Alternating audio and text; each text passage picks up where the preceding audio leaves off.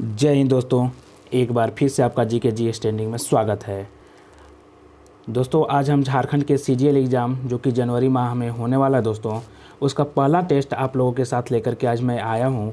इस टेस्ट में दोस्तों 10 प्रश्न होगा जो कि झारखंड के इतिहास के दोस्तों वेरी इम्पोर्टेंट दोस्तों, झारखंड का जो इतिहास है दोस्तों उसका बहुत ही महत्वपूर्ण प्रश्न होगा दोस्तों। ठीक है, तो आप लोग इस पे ध्यान देते रहिए। और दोस्तों इस 10 प्रश्न के साथ मैं लगभग 50 से अधिक प्रश्नों का डिस्कशन यहाँ पे कर दूंगा दोस्तों। ठीक है, मतलब जो भी क्वेश्चंस होगा उसका मैं यहाँ पे कंप्लीट डिस्कशन करूंगा। बस आप मेरे साथ बने रहिए, वीडियो को पूरा देखिए आप दोस्तों। और यदि कोई भी चैनल पे नया होगा तो चैनल को जरूर सब्सक्राइब कीजिए और बेल आइकन को दबाइए ताकि आपको मेरा नए वीडियो का अपडेट सही टाइम पर मिल जाए।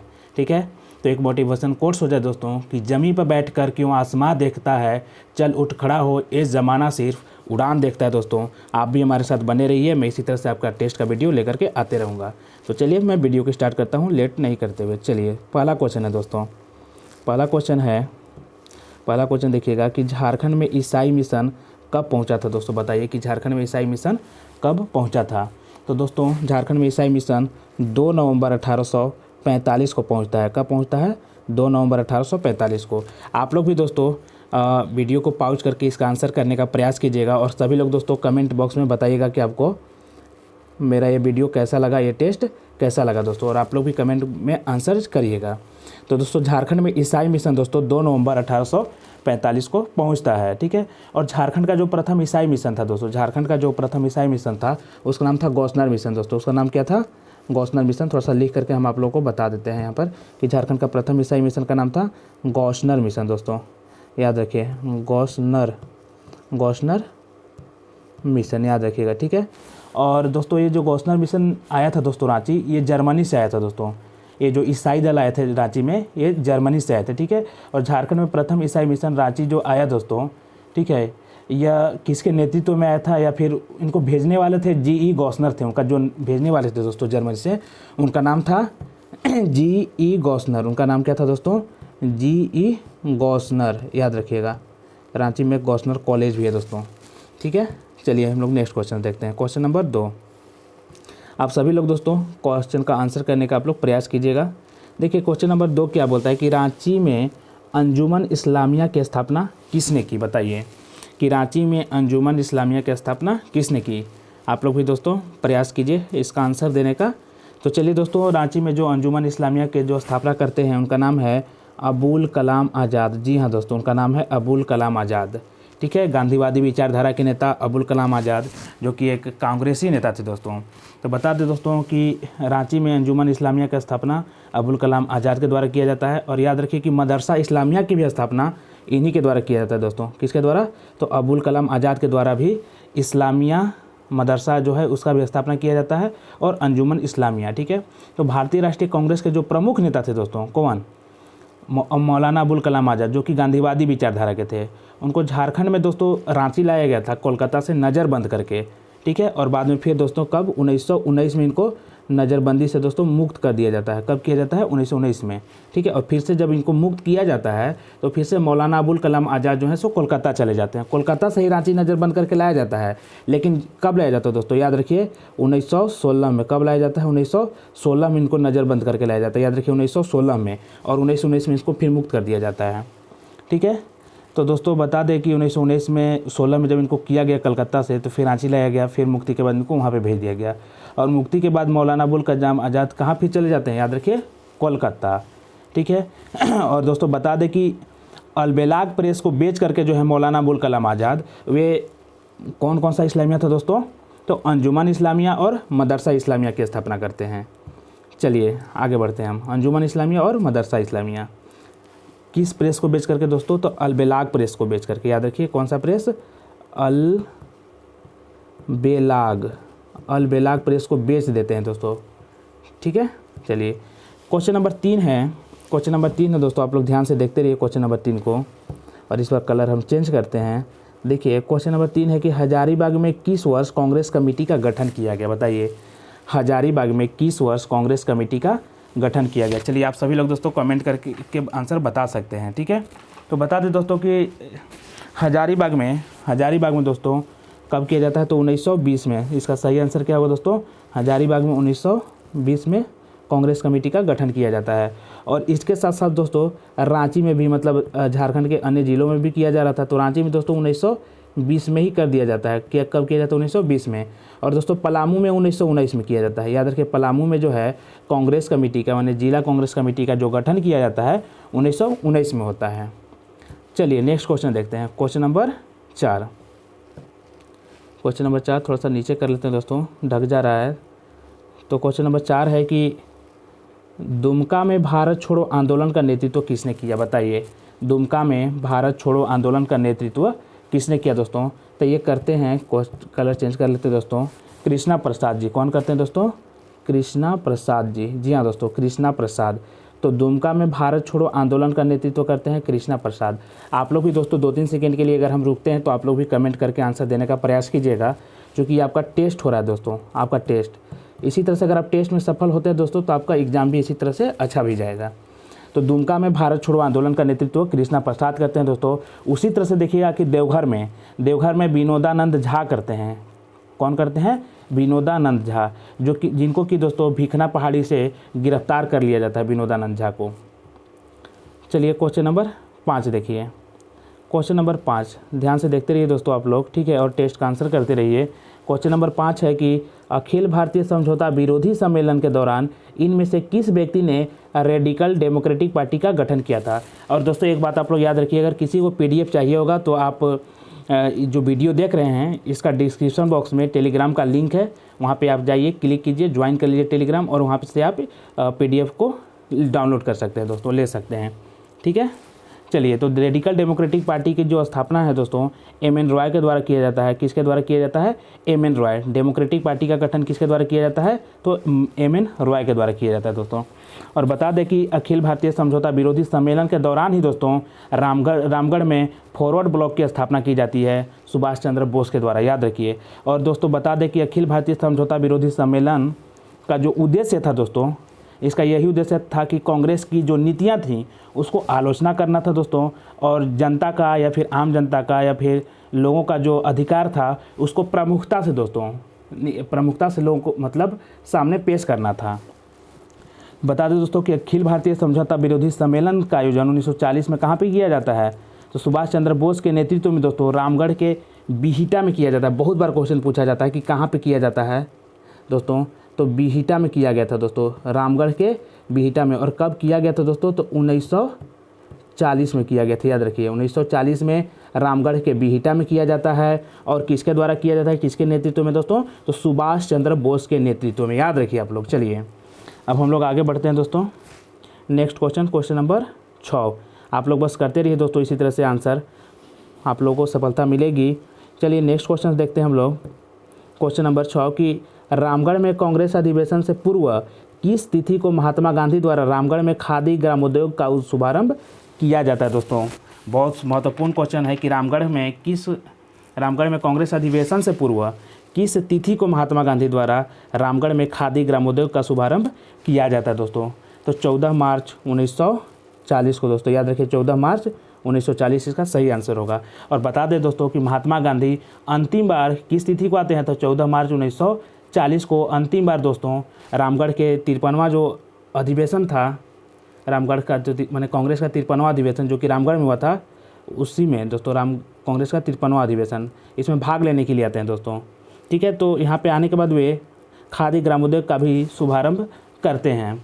तो दोस्तों बता दें कि रामगढ़, आप लोग ध्यान से बस सुनते रहिए दोस्तों, सभी महत्वपूर्ण पॉइंट आप लोगों के लिए भी हम बता रहे हैं।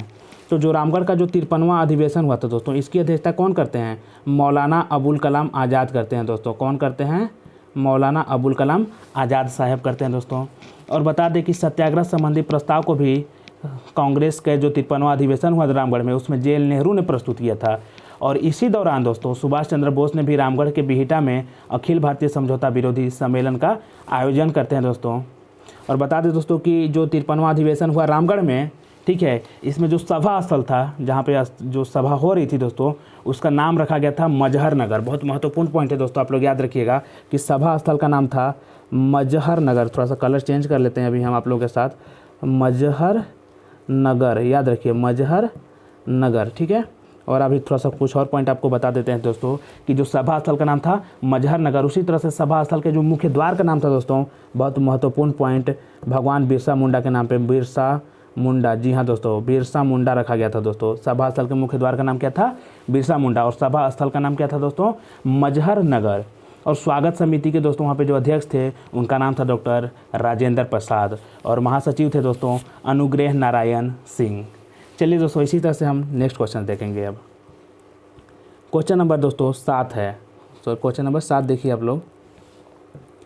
क्वेश्चन नंबर 7 है दोस्तों कि 26 जनवरी 1930 को रांची में स्वाधीनता दिवस के मनाने के अवसर पर निम्न में से किसने राष्ट्रीय ध्वज फहराया था? आप लोग कमेंट करके इसका आंसर बता सकते हैं दोस्तों।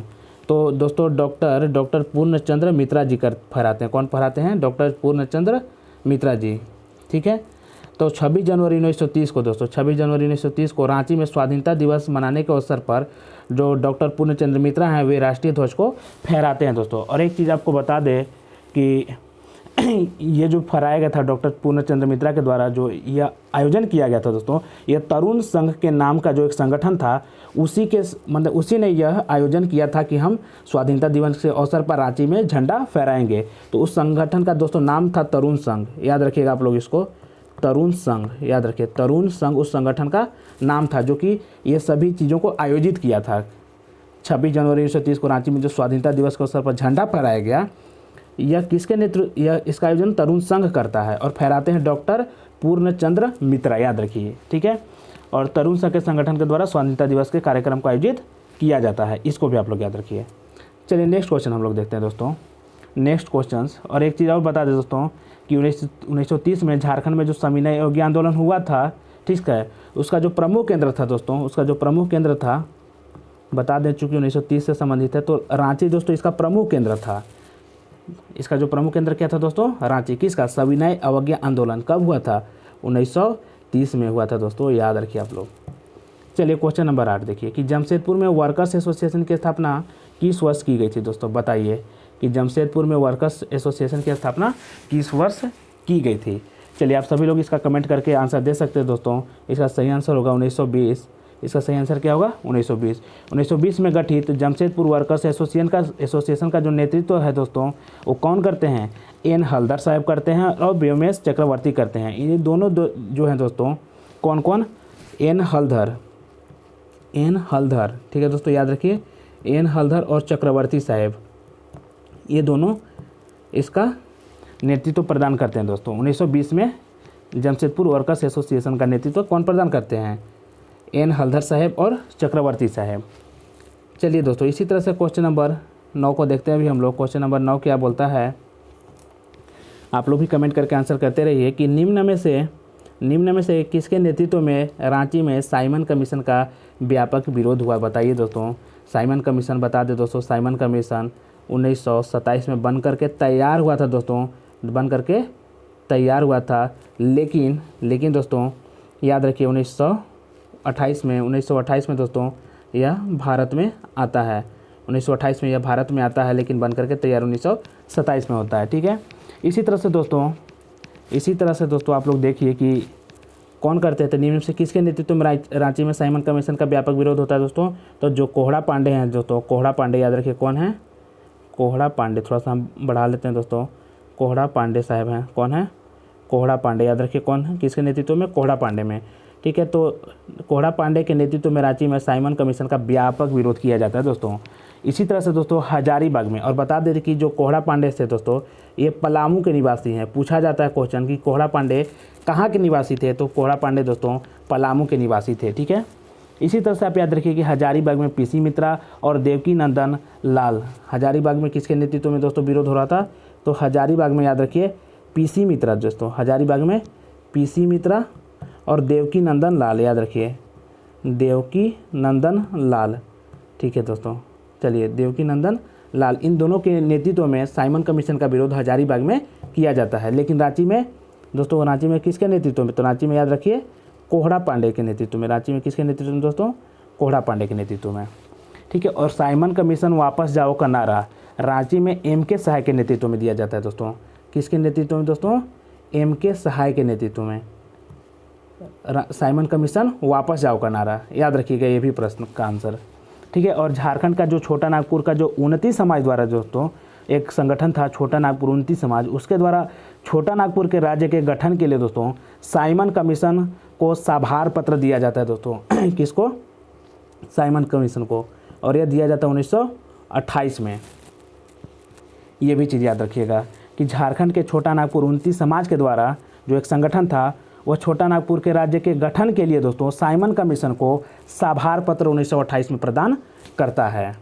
चलिए दोस्तों इसी तरह से हम लोग अब देखेंगे, इसी तरह से हम लोग क्वेश्चन नंबर 10 की तरफ जब आगे बढ़ते हैं तो हम देखते हैं क्या कि झारखंड का दोस्तों क्या हमको प्रश्न मिलता है कि झारखंड का राजकीय पक्षी कौन है, बताइएगा आप लोग। तो झारखंड का जो राजकीय पक्षी है दोस्तों कोयल है। कौन सा है, कोयल है। याद रखिए कि झारखंड का राजकीय पक्षी कोयल है। इसी तरह से दोस्तों अगर आपको वृक्ष पूछ दे तो वृक्ष का नाम आप क्या बताइएगा, साल या सखुआ, साल या सखुआ। इसी तरह से जब आपसे पूछ देगा दोस्तों कि पुष्प, तो पुष्प कौन सा है, पुष्प का नाम बताइए आप लोग, तो पलाश है दोस्तों। कौन सा है, पुष्प का नाम क्या होगा, पलाश होगा। इसी तरह से अगर पशु पूछ दे दोस्तों तो पशु का नाम आप क्या बताइएगा, हाथी बताइएगा, ठीक है।